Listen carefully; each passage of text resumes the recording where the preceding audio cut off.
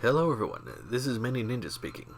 For today's short episode, we're going to be looking at the DKO Out of Control Warrior Headsculpt set, which you can see is going to be the version A of the pack, as it comes in two different colors, being the one we're looking at, the more traditional legendary Super Saiyan green, as opposed to the Super Saiyan yellow version that is also available.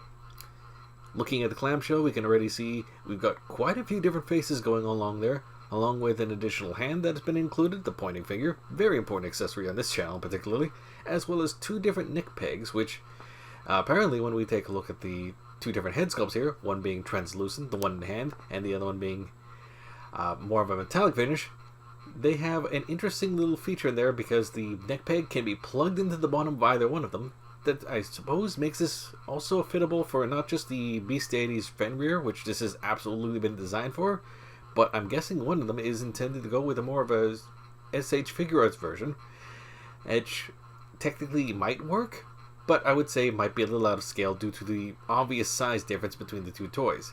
If I'm wrong on this one, someone please correct me in the comments. Now, looking at the main faces themselves, you can see we have a bunch of different expressions going on here, far more than what the original Beast Deities Fenrir came with, as well as if you even got the accessory pack, definitely a lot more to go along with that too. And unlike that version, the earrings themselves are pre-installed, so you don't have to add them manually later. Now, in terms of how you switch around the faceplates, it's actually quite simple. Once you manage to get the front bangs out, it does take a little bit of effort. Just be careful because this head sculpt is actually quite a bit pointy, I might add. The faceplates themselves are very snug fits, and plug in and swap easy in and out. And when you get them in there, they honestly look quite good. All of them were tested, maybe not necessarily on camera there, but they fit in great. And as for the extra pointing on here, I wish they had included one for both hands, but so be it. A different accessory pack, I believe, does do that. And while it's a bit of a harder plastic than what the original toy came with for Fenrir here, it works just fine.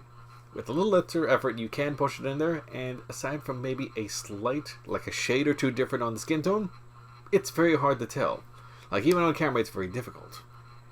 Now, in terms of scaling on this head sculpt set, they are roughly the same size in there, although I will say the hair is definitely smaller than with the hair sculpt for the alternate version of the hair there, for Fenrir. But let's just say I'm not looking forward to making the swap because of the issues I've had with the neck joints, so hope this goes well. Despite the fact that it sits a little high on my particular toy here because of the aforementioned neck issue, the actual swap itself was thankfully quite successful. And when you get it on there, it actually looks great, frankly speaking. Now, some might want to argue that the head is maybe a slight bit small, but that's probably more to the fact that it's sitting higher than it should, so there's a bit of separation that would normally not be there. And even then, it's really not so much of an issue with the head being small as much as the hair being a little different than what you might expect. Frankly, in terms of the actual sculpt, it's an incredibly sharp sculpt for both of the hair pieces on there. The faces themselves are a lot more on model, I would say, than any of the previously existing head sculpts. Even though I like the Fenrir ones, they're not the most accurate, I'll put it that way. And he's a lot more expressive as a result. And, well, you can't go wrong with a good pointing hand. Especially not on this channel.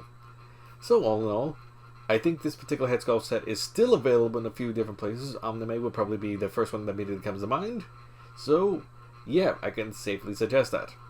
The only thing I might suggest is adjust the neck peg on the actual figure so it'll be a less of a snug fit. Because as I was trying to record more B-roll footage, yeah, the tightness of the head sculpt actually caused the bottom neck part to break yet again, I'm afraid. But that's more of a me problem than an actual problem with the product itself. So, I can still recommend it. I'll catch you next time as I need to fix up my toy again.